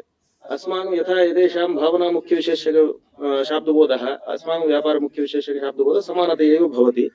भावना नाम यदा व्यापारः स्वीक्रियते तदाश्रयः कर्ता भवत्येव। अतः कथञ्चित् तस्य आक्षेपात् लभ्यते इत्यादिकं सर्वं तत्र पूर्वपक्षीकृत्य निराकरणमपि तत्र समाधानमपि तत्र विहितमेव। अस्तु, तर्हि अयम् एकः प्रसङ्गः। पुनः अरुणया पिङ्गाक्ष एकहायिन्या सोमं क्रीणाति इत्यादौ तत्र तृतीया तावत् विनियुक्ति श्रुतिः इत्यादिकं सः प्रसङ्गः यदा आयाति तत्रापि अयं ग्रन्थः उपकरोति। अन्यथा तत्र अरुणाधिकरण्यायः इति कथं भवति, तस्य अर्थः कः भवति, एतदस्माभिः ज्ञातुं न शक्यते। एवमेव तत्र गुणानां च परार्थत्वादिति तस्य उपयोगः अस्माभिः गोगुणवृद्धिः इति सूत्रं पश्यामः। तर्हि तत्र तत्तु परिभाषासूत्रं भवति, संज्ञासूत्रं तस्य कथम् उपकरोति, यतोहि गुणानाम् इत्युक्ते गुणशब्देन अस्माभिः पारार्थ्यम् इत्युच्यते। तर्हि तथा सति परिभाषासूत्राणि विद्युपकारकाणि भवन्ति। अतः गुणानां च परार्थत्वात् असम्बन्धसमत्वादिति कृत्वा तत्र परस्परं तस्य उपकार्य उपकारकभावः भवितुं नार्हति। अतः एतत् सर्वं ज्ञानम् इतः लभ्यते। एवमेव चतुर्थी प्रकरणे यदा सुबर्थवादे पठामः, चतुर्थ्यर्थः कः, उद्देश्यः चतुर्थ्यर्थः इति तत्र निर्णीयते। तर्हि चतुर्थ्यर्थ उद्देश्यः इत्युक्ते प्राधान्यम् इति अध्यवसीयते। तत्र प्राधान्यम् इत्युक्ते कथं तत्र इत्युक्ते प्रासन्वन्मेत्र वरुणाय दण्डं प्रयच्छति, दण्डदानं तत्र अर्थकर्म वा प्रतिपत्तकर्म वा इति निर्णयः अपि मीमांसाशास्त्रादेव अस्माभिः स्वीकृत्य तत्र क्रियते। अतः एवं रीत्या पश्यामश्चेत् बहुत्र उपकारकं नाम परस्परं शास्त्राणां सम्बन्धः अस्ति। अत एव अयं विचारः अत्र यथा धात्वर्थः अस्माकं प्रवर्तते तद्वत् एतेषामपि प्रवर्तते, नैयायिकानामपि प्रवर्तते, सर्वेषां वर्तते। तथापि परस्परं यद्यपि युक्तियुक्तत्वं कस्य इति निर्भर्येण तत्र तत्र स्थित्वा सः सः ग्रन्थकारः तथा तथा निर्णयं करोति। अत एव वासुदेवशास्त्रीभिः तत्र भूमिकायां तत्र आपदेव इति व्याख्या वर्तते किल, प्रभाव्याख्या। तत्र भूमिकायां तथा स्मरां तत्र लिखितमस्ति कर्तुः आक्षेपलभ्यत्वे यथा यद्यपि तत्र पाणिनि अनुशासन विरोधो भवत् चेदपि न तद् दोषावहम् इत्युक्ते तेषां शास्त्रे तस्य भवतु नाम अस्माकं शास्त्रे या रीतिः अस्ति तद्रीत्या वयं प्रतिपादयामः इति। एवम् एवम् अतः तद् दोषावहं नास्ति। तेषां युक्तियुक्तत्वम् अस्ति वा न वा युक्त्या प्रदर्श्यते यत् सर्वमपि साधु एव इति। अतः बहुत्र अस्माकम् उपकारकं भवति। तस्मात् अयं ग्रन्थः मीमांसान्यायप्रकाशः अवश्यम् अध्येतव्यः। तस्मात् भवन्तः अत्र प्रवृत्ताः अपि सन्ति। एतद्रीत्या मयापि किञ्चित् नाम ममापि किञ्चित् सौभाग्यम् इति अद्य किञ्चित् तत्र आगत्य किञ्चित् श्रोतुम् अवकाशः लब्धः इति अहं स्वीयं भागधेयमेव मन्ये। एतादृशम् अवकाशं दत्तवद्भ्यः तत्र मीमांसा विभागस्य ये अध्यक्षाः सन्ति TSR नारायण महोदयाः, अनन्तरं महेश भट्टवर्याः, अन्ये च ये सन्ति व्यवस्थापकाः, सर्वेषामपि धन्यवादान् समर्प्य विरमामि। विस्तरात् धन्यवादाः। महान् सन्तोषः। अद्भुतरूपेण पण्डितानां यद्वै शैली भवति यतः द्वित्राणि वाक्यानि एव, परन्तु सर्वेपि विषयाः सङ्गृहीताः आचार्यैः। अतः तेभ्यः धन्यवादान् व्याकुर्मः। अधुना ह्यः उक्तरीत्या यत्किञ्चित् दक्षिणां यथोक्तदक्षिणां वा अत्र किञ्चित् अस्माभिः सामान्यं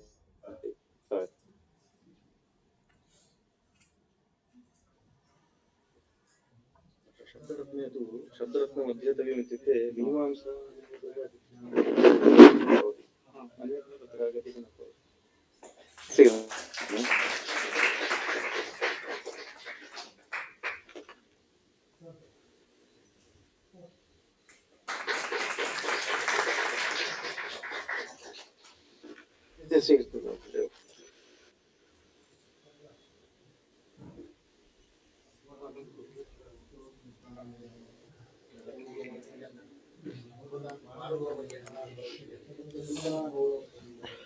अधुना इयं कक्षा समाप्ता भवति। श्वः प्रातः 8:00 कृपया आगच्छन्तु। इतोपि विचाराः अद्भुतरूपेण भवन्ति। तत्सर्वं यतः मीमांसा नाम पूज्यविचारः इत्यर्थः, अतः पूज्यविचारी एव। अत्रापि वेदविचारः मीमांसायां, वेदाङ्गविचारोऽपि अधुना प्रस्तुतः भवति।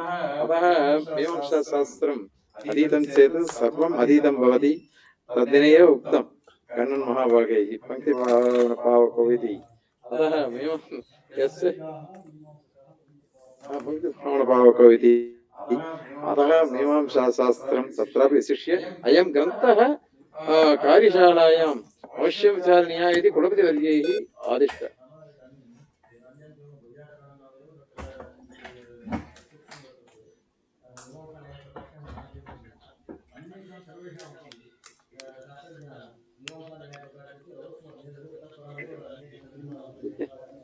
यदा भवद्भिरुक्तं खलु मुक्तावली न्यायग्रन्थेषु एवम् अत्र मीमांसायां न्यायप्रकाशः, व्याकरणे सिद्धान्तकौमुदी, एवं प्रकरणग्रन्थाः इमे अधीताश्चेत् सर्वेषु अपि शास्त्रेषु प्रवृत्तिः सुलभा भवति इति।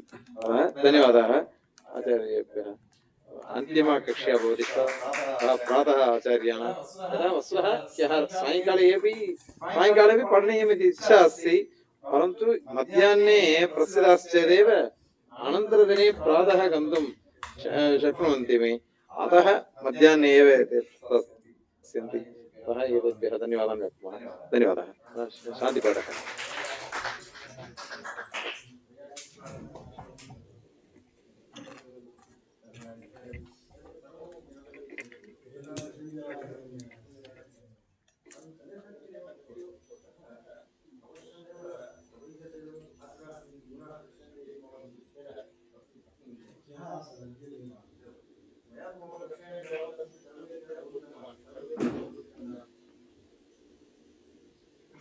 ॐ सहना भवतु सहनौ भुनक्तु सह वीर्यङ्करवावहै तेजस्विनावधि मा विद्विषावहै। ॐ ॐ शान्तिः शान्तिः शान्तिः हरिः ॐ सर्वे श्वः प्रातः